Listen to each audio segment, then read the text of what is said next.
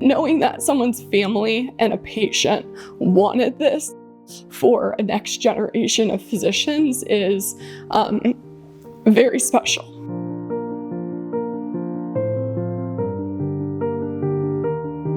Today is about slowing down long enough to say what we often forget to say, and that's thank you.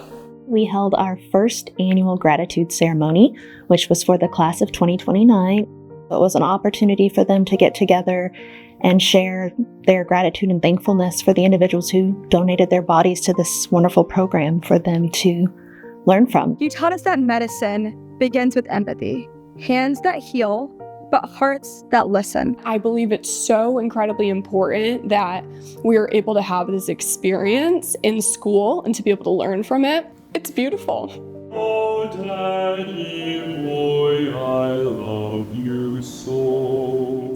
So humbling that someone was willing to sacrifice a piece of themselves, and in this case, their whole self, so that I could be just a little bit better for other people. So their gift truly is like continuing on through us as students.